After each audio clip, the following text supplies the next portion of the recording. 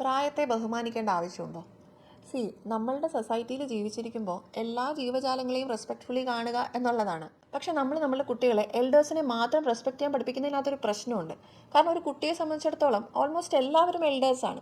Parents, grand parents, teachers, tuition teacher, cousins, aunty, uncle, എല്ലാവരും. ഈ കൂട്ടത്തിൽ ഒരു അബ്യൂസർ ഉണ്ടെങ്കിലോ? അങ്ങനെയാണെങ്കിൽ ആ എൽഡറിനെയും കുട്ടി ഇത് റെസ്പെക്ട് തന്നെ ചെയ്യണം. കുട്ടികളെ കൺഫ്യൂസ് ചെയ്യാതിരിക്കുക. റെസ്പെക്ട് രണ്ട് ഡയറക്ഷനിലും ഷെയർ ചെയ്യപ്പെടുന്ന ഒന്നാണ് എന്ന് പഠിപ്പിക്കുക. കുട്ടികളോട് റെസ്പെക്ട്ഫുള്ളി പെരുമാറുന്ന ആൾക്കാരെ തിരിച്ചങ്ങോട്ടും റെസ്പെക്ട്ഫുള്ളി പെരുമാറാൻ പഠിപ്പിക്കുക. ആരെങ്കിലും, അതിപ്പോൾ ആര് തന്നെ ആയാലും, എൽഡറോ യങ്ങറോ സെയിം ഏജോ ആര് തന്നെയാണെങ്കിലും കുട്ടിയുടെ അടുത്ത് ഡിസ്റെസ്പെക്ട്ഫുള്ളി പെരുമാറിയാൽ അവരുടെ തിരിച്ച് ഡിസ്റെസ്പെക്ട്ഫുള്ളി പെരുമാറാൻ പഠിപ്പിക്കണമെന്നില്ല. പക്ഷേ അപ്പം തന്നെ അത് വന്ന് റൈറ്റ് അതോറിറ്റിനോട് റിപ്പോർട്ട് ചെയ്യാൻ പഠിപ്പിക്കുക. അത്തരം ആളുകളിൽ നിന്ന് എത്രയും പെട്ടെന്ന് മൂവ് അവേ ചെയ്യാനും മൂവ് ഓൺ ചെയ്യാനും പഠിപ്പിക്കുക. കാരണം ആ ആളുകൾ ഇനി ആ കുട്ടിക്ക് ഒട്ടും സേഫ് ആയിട്ടുള്ള ആളുകളല്ല. സി, ഒരാൾ അഡൽട്ട് ആയി എന്ന് കരുതി അയാൾ എപ്പോഴും ശരിയായിരിക്കണമെന്നില്ല. ഒരാളുടെ പ്രായത്തെയല്ല, അയാളുടെ ബിഹേവിയറിനെ റെസ്പെക്ട് ചെയ്യാൻ പഠിപ്പിക്കുക.